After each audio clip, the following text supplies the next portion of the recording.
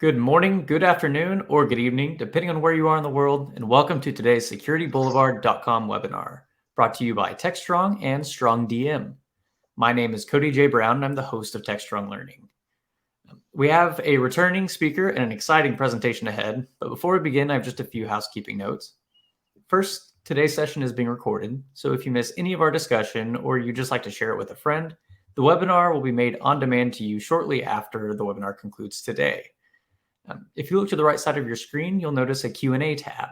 This is where we want you to send in any questions that you might have for today's speaker. And if you have anything to contribute to the conversation, or you just want to let us know where you're tuning in from, we want you to direct those comments to the chat tab.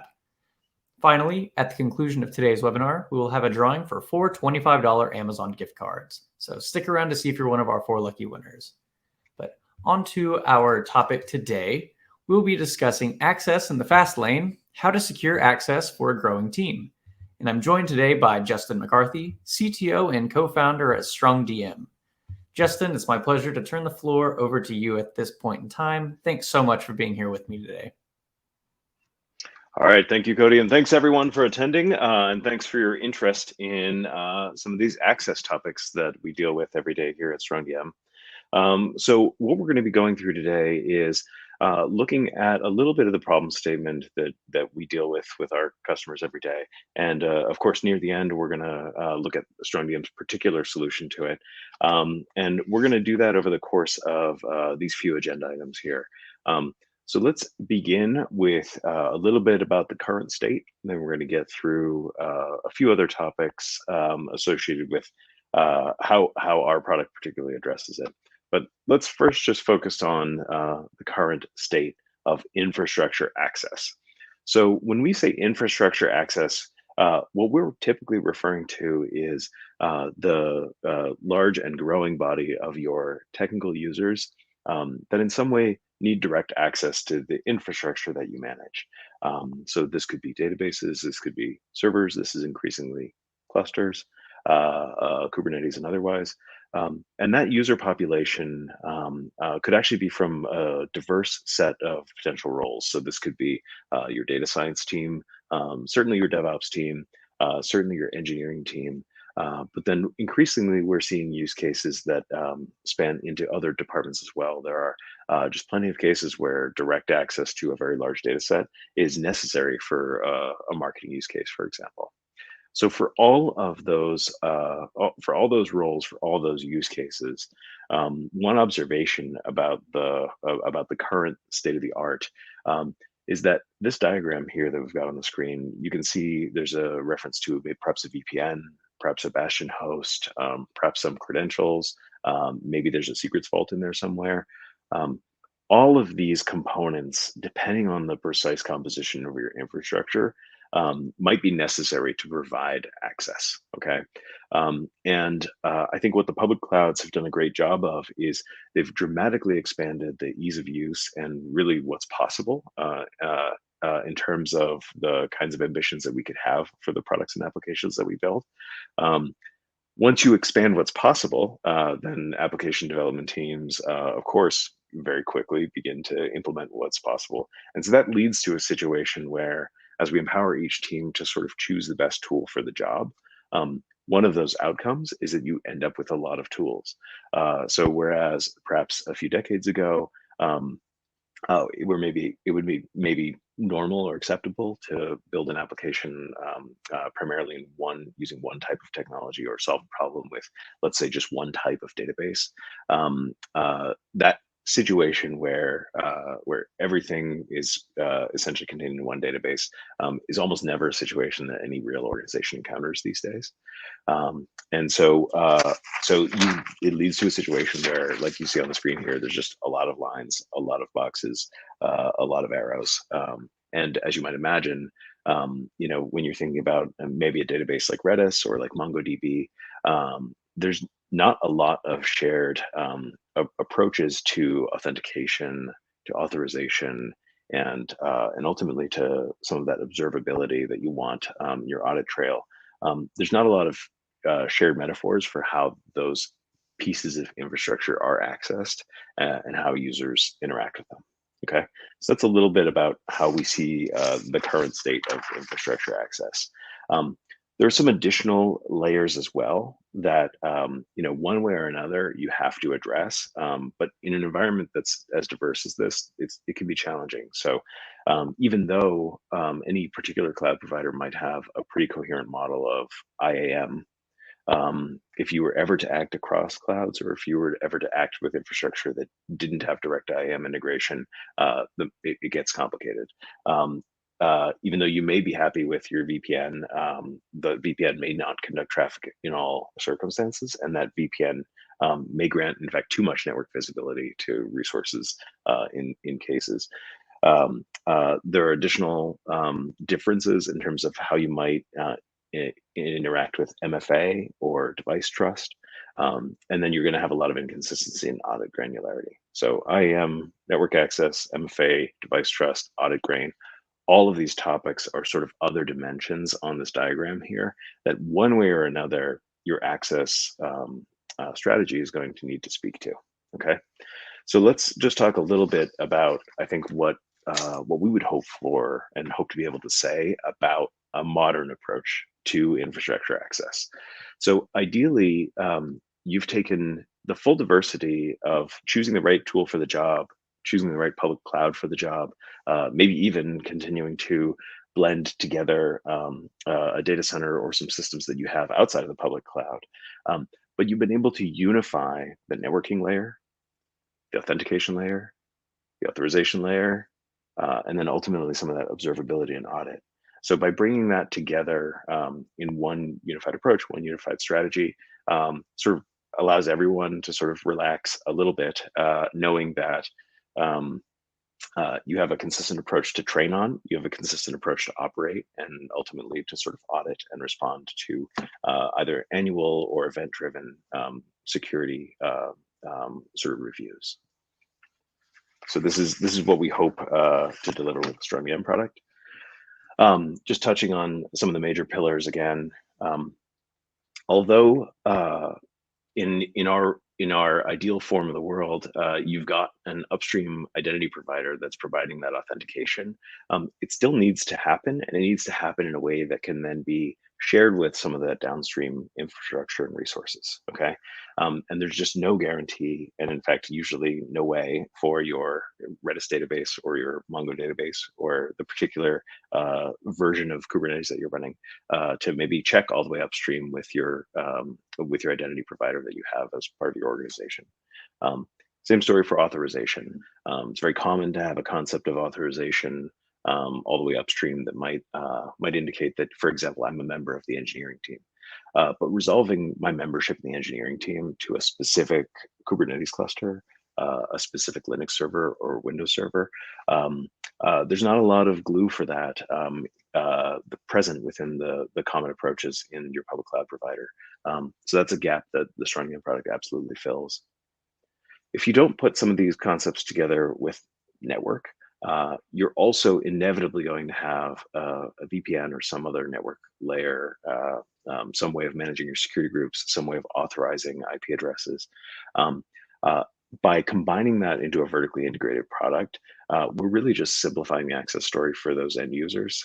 So they're not thinking simultaneously about who do I log in as, and where's my system, and what network layer or what VPN do I need to invoke. So what we've done is in the strongDM product is we've bundled all of that together. And then the final chapter is, of course, with observability. So being able to say, not just theoretically did I have access to that system at that time, but then also being able to prove some of the interactions that I had with that system. So being able to show, for example, the content of an SSH session or the body of a query that I issued against a particular data store.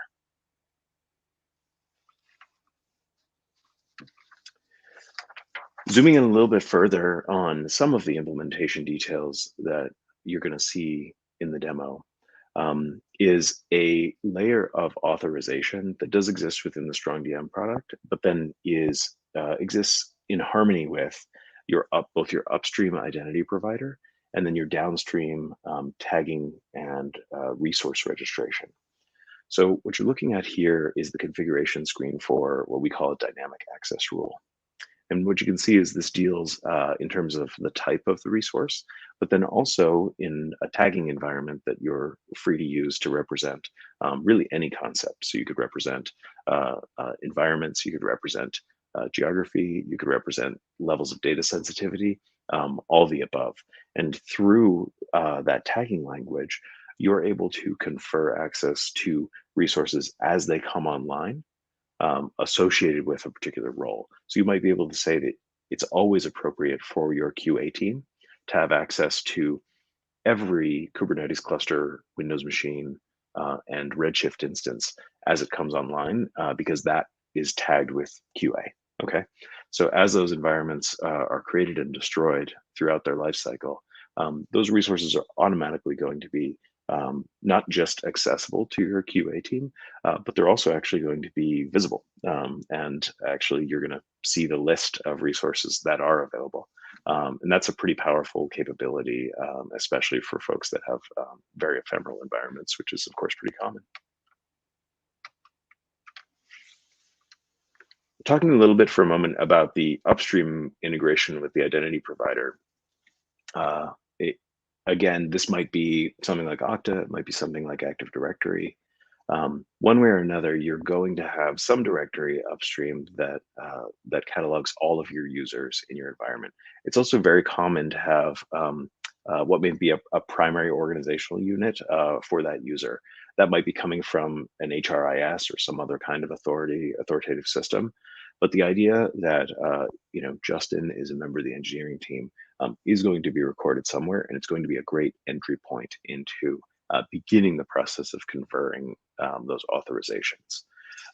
What we find with, let's say, the initial state of identity providers and how groups and organizational units are typically defined is that oftentimes there's an additional layer that's necessary to confer a little bit more fine-grained access. So it may not be sufficient to know that I'm a member of the engineering team, but it may be helpful to know that I'm both a member of the engineering team and that I have authorization according to a specific project that I'm assigned to for this month or this quarter. Okay, and through naming conventions, you can actually represent quite a bit of that information in your identity provider.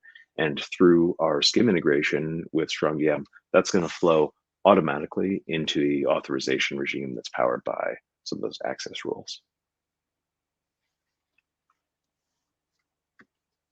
Okay, so that's an introduction to some of the concepts that we're going to cover. We're going to take a look now inside the product, and we're going to see it for real. Before I begin sharing the product itself, though, there's one important diagram to sort of put in your head, and that's this diagram here. So in essence, what's happening is the workstation, that's going to be an end user's workstation where they're going to conduct all their tasks throughout the day, is actually a really critical entry point here to the system. That workstation is going to use the strongDM client to connect into the strongDM gateway, which acts as a proxy to the final destinations, which might be your server, your cluster, really any of that infrastructure resources. So that client is going to take the place of a VPN, but it's also going to take the place of any sort of privilege access, any sort of secret vault that you might have in place. Okay, that's ultimately necessary to log into the target resources. And in fact, the strongDM gateway is going to perform all of those actions on behalf of the user. So, for example, if you have a secret store in place, so let's say you're using HashiCorp Vault, that vault interaction would be happening between the gateway and the target system. Okay, from the end user point of view, none of those passwords, none of those secrets are ever present on the workstation. All the end user is focused on is authenticating with the normal SSO or identity provider, and then just conducting business as usual. So let's take a look at how that looks in real life. Okay, so first thing here, we've got a, let's start from the logged out state. What we've got here is a login prompt that is going to trigger an authentication with whatever our configured IDP is. Okay, so this is going to be the exact same single sign-on experience that is in use throughout any team. So this is going to be this is going to just trigger the same login prompt that you would to log into your email or anything else. So in this case, in this environment, we have Okta configured for this particular demo. Okay, so this is going to be an authentication like any other that I'm doing all day long. The difference is once I'm logged in, I'm going to see an inventory of resources that I have access to based on my role in the organization. So the combination of my role and any dynamic access rules that are present is going to generate this list of resources. And what you can see here is that we've got a pretty diverse list. So for example, I have direct access to 2 different AWS roles. So I have one role that's maybe suitable for the QA environment, one role that's suitable for whatever Sandbox means. Separately, I've got a DynamoDB instance here. I've got some MySQL, Postgres, Redis. I've also got Snowflake, which is also a database, but it's a very different type of database from some of these other systems. Very common to have, of course, a build server, and as you can see, that's typically accessed as a web application. What you've also got is Windows machines, Kubernetes clusters, and generic Linux boxes. Okay, so that inventory there is ideally exactly what I need to do my job, depending on the combination of my roles. Okay, so let's say I'm acting as a data scientist, and my first task involves somehow retrieving data from this customer DB right here.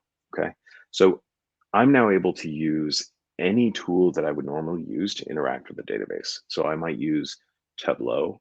I might use something like a Jupyter notebook to execute some of my queries with Python. In our case here, I'm just going to open up a native macOS Postgres client. And what you're going to see is I'm interacting with a database. And this is exactly like any other database I've ever used in my career. The difference is I didn't have to think about the VPN. I didn't have to think about the username, the password. I didn't have to think about where this database was. I just needed to know I have to get to the customer database. That's my task. And strongDM takes care of all of the authorization, takes care of conferring that authentication that we originally established with Okta all the way through to that end. Okay. Same version of the story from the command line. Of course, lots of folks are spending a big part of their day on the command line. So let's take a look at the output of the status command. So the status command is going to show us really exactly the same resources that we have in the graphical user interface here. So you can see I've got my customer DB here. You can see that over here. You can see we're connected to it. Let's say my next task involves interacting with this Prado2 instance right here. Okay. So you can see that this is of type SSH. So let's just do what we would normally do, which is type SSH Prado2. So I'm now interacting with this Prado2 server instance. I don't know necessarily what cloud it's in. Of course, it says Amazon Linux right there. But I don't need to know how I got there. I certainly didn't need to think again about an SSH key, a VPN, any of those sort of intervening details that are typical when interacting with infrastructure. So let's say our task is to deploy latest model. Okay, so maybe I'm a data scientist that worked on a model for a little bit. I want to check a few attributes of the system and then log out. So this interaction that you just saw, very common interaction.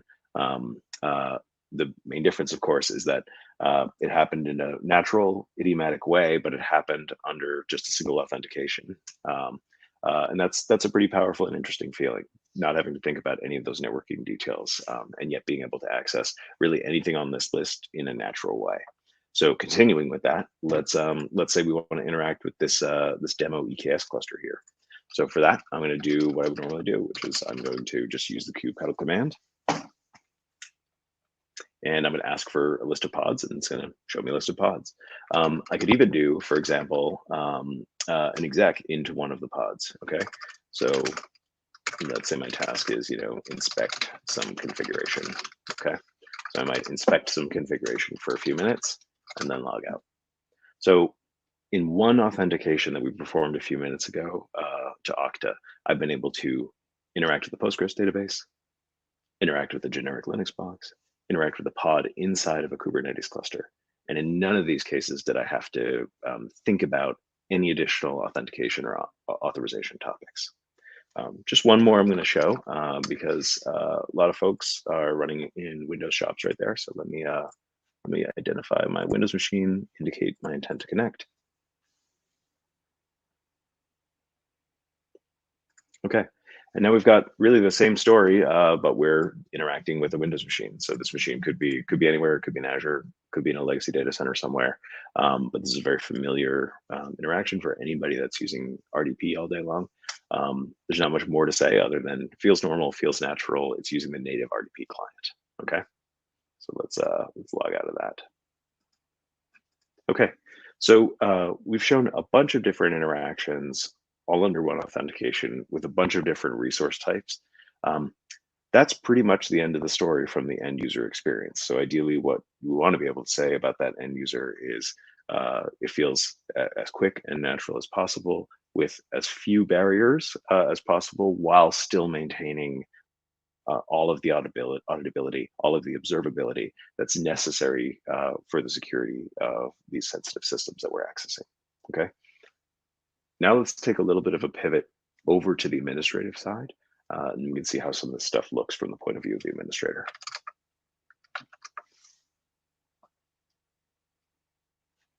Okay, so first thing we're going to notice is we are presented with a list of users that are grouped into a number of roles. So you can see Derek here is a member of the account executive team as well as customer success. Let's drill into Justin. So we've got Justin as a member of the engineering team here.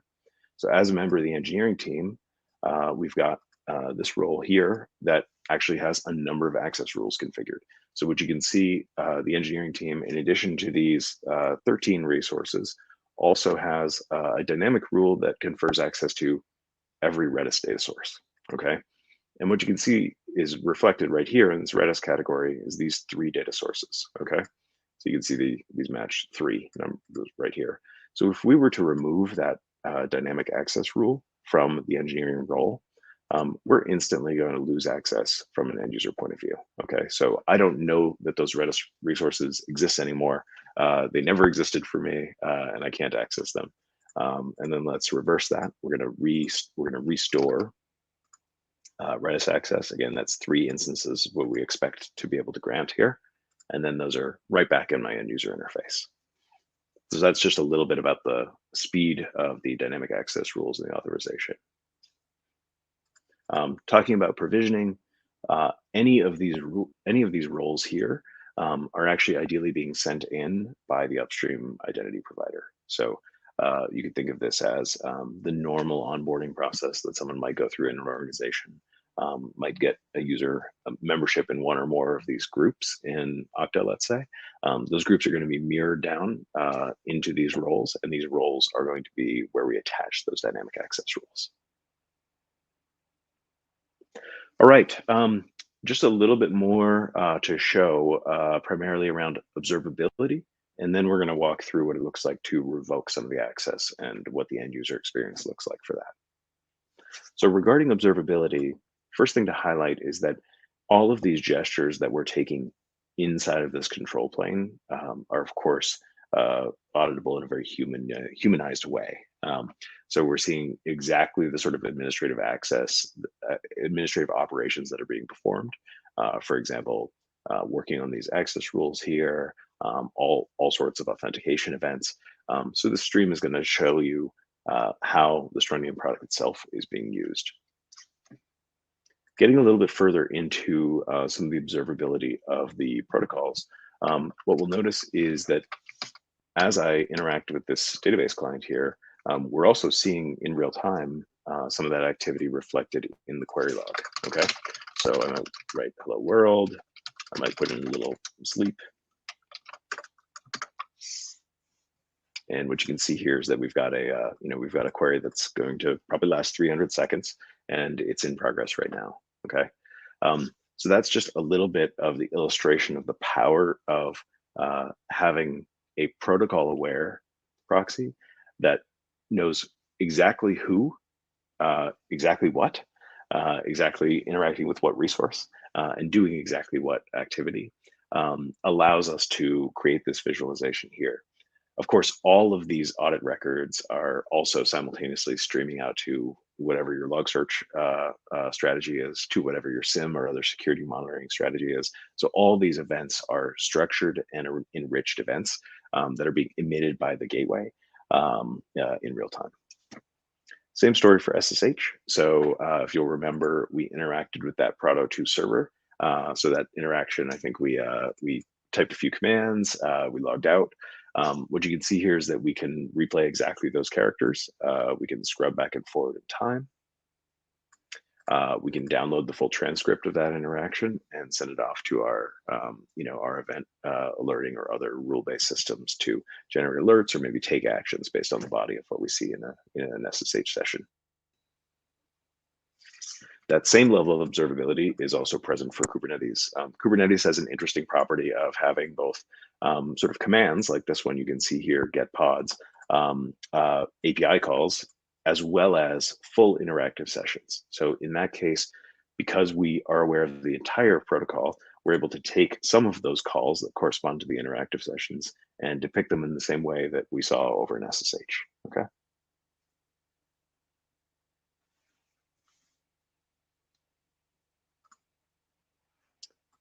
And then it's just the same story for every other protocol. So you can see, operations like listing buckets, sort of standard web application logs, as well as an interesting one is the RDP example that we showed. So for the RDP example, we're just going to briefly request that the session be rendered into a video, which just takes a moment. I'm actually going to download a pre-rendered one because it just takes a second to render that video. What you can see here is just pixel for pixel, mouse movement for mouse movement, an interaction with a Windows desktop, exactly like you would expect an audit of a Windows session to look like.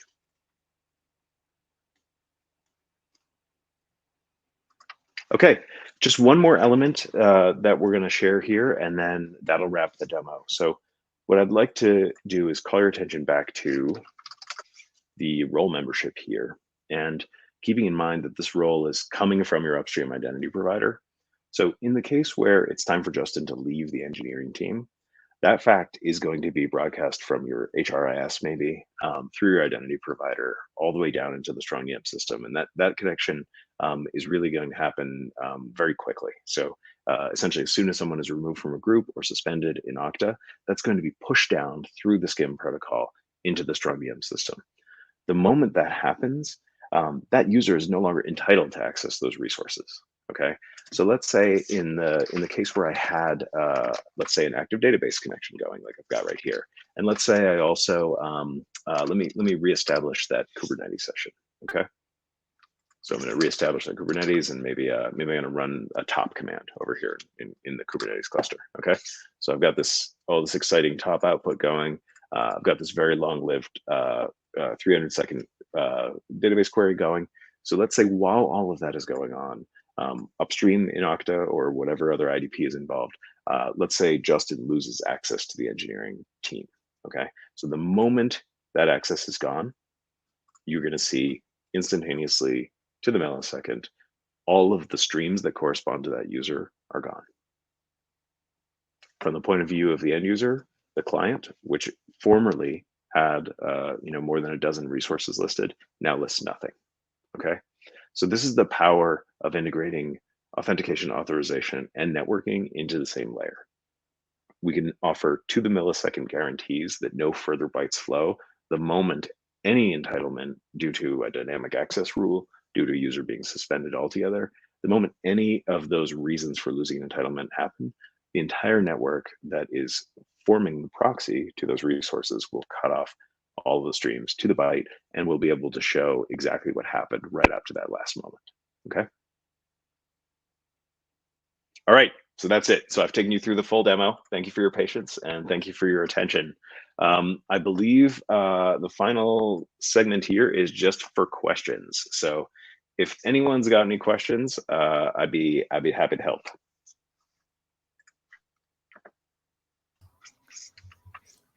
Hey there, Justin. So we've got a question right here, and it reads, can you use dynamic rules alongside static rules in a role? Oh yeah, of course, absolutely. So there are plenty of cases where you could formulate an English sentence like every member of the QA team should have access to every Linux server that we spawn, right? So that's a nice English sentence that very clearly corresponds to a dynamic access rule. However, there are always exceptions. There are these two utility boxes over here that are long-lived, or this one database that you always get the test data from. So it's very important to be able to offer static grants to specific resources. And in fact, one of the fun bits about the product is for those static grants, there's also a strong notion of expiry. So you can actually make those temporary static grants as well. So you can say, for the purpose of resolving this incident, you're going to have access to this server for the next 30 minutes. Okay. And then, of course, using the same connection teardown methodology, at the end of those 30 minutes, that connection is going to be torn down exactly like you saw when we withdrew the role from the user. Awesome. So this next question reads, are there limits to how many roles a user can be assigned to? I would say absolutely the way to think about it is that there aren't. There's a technical limit in there somewhere, but you should more roles is better, because more roles, as long as you can still have enough hygiene and as long as you can hold them in your head, more roles allows you to have finer grained access. Okay, so you might even have within your data science team, you might have even gradations of seniority or gradations of study area, and actually putting those maybe even all the way upstream in your IDP and having those flow through as sort of like role, what internally we would refer to these as role slices, is totally a valid way. And the statement about what Cody has access to is ultimately like what 5 or 6 slices does Cody have access to? Gotcha. And is there any difference between what was it, dynamic and static rules, or are they both? Is there no limit to either of them? Yeah, there's not much of a difference there. It's just a question of whether your system is going to respond as new resources are registered. So every time you spin up a new Kubernetes cluster, is that going to also immediately flow through to your users? So that's really the only difference. Okay, gotcha. This next question reads, what if I don't use Okta or Azure AD as my identity provider? Can I still provision users and roles for my identity provider? Yeah, absolutely. So the APIs that are in use in order to perform that that sort of real-time dynamic interaction, all those provisioning APIs, it's an open standard, and anyone can call it. So if you want to call those APIs or call our other APIs that actually through our SDKs. So if you love writing code in Ruby, or you love writing code in Java, or you love writing in Python, we have first-class SDKs that are going to make exactly those operations just super easy. So you always, have to write a few lines of code, but that's true of everything, isn't it? Awesome. And so, Justin, it looks like we have one more question, and it is revisiting those dynamic and static rules. But the question is, what's the main benefit of using dynamic over static? I think I did sort of already speak to this, so I'll just say I'll repeat. Basically, the idea is, of course, anytime you can phrase an entitlement in a way that's sort of a mini program, then you're going to benefit from all of your other automation that's happening. So as your Terraform apply is running and it's creating those instances, well, if you set a dynamic access rule that any data scientist should have access to all of the Redis caches tagged dev environment, well, the system is just going to evaluate that for you. And then your data scientists are going to happily see all of those new resources appear in their list. Okay. So they're not going to need to explicitly ask for access to the new instance you created. They're going to get it. They're going to be happy. Happy data scientists is what I think everybody wants. Awesome. Thank you for clarifying. And real quick, while we give our audience just another minute or so to submit some questions, I'll go ahead and announce our 4 Amazon gift card winners.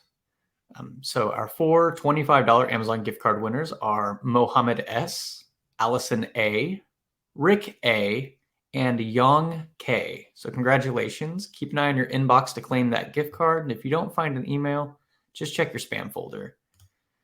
So Justin, I'm looking back through our chat and the Q&A, and I'm not seeing any more questions coming in. So before we wrap things up, I'll give the floor back over to you in case there's anything that you'd like the audience to know before we wrap things up.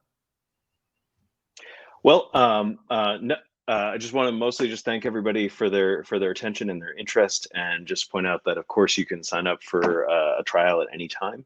If you've got a fast-growing team, if you've got ephemeral environments, certainly if you've got multi-cloud situations, all of those are perfect fits for what our product solves. And we're happy, even if you're not a customer today or in the near future, we're happy to just chat about your approach, chat about your strategy. So yeah, just look us up, give us a call. Awesome. Thank you so much, Justin, for taking the time to be with us, for putting together the demo and the presentation. I'd like to give a quick reminder to our audience that today's session was recorded. If you missed any of the session or you'd just like to share it with a friend, you'll receive an email with a link to access the on-demand recording shortly after we conclude today's webinar. So Justin, thank you. I would like to thank strongDM for being our sponsor for today's webinar. And my final thanks goes to you, our audience. So thank you so much for being here with us today. Please take a second to fill out our post-webinar survey, and I hope to see you on a future TechStrong webinar. Thank you, Cody. Thanks, everybody. Sure thing. Bye, Justin. Bye.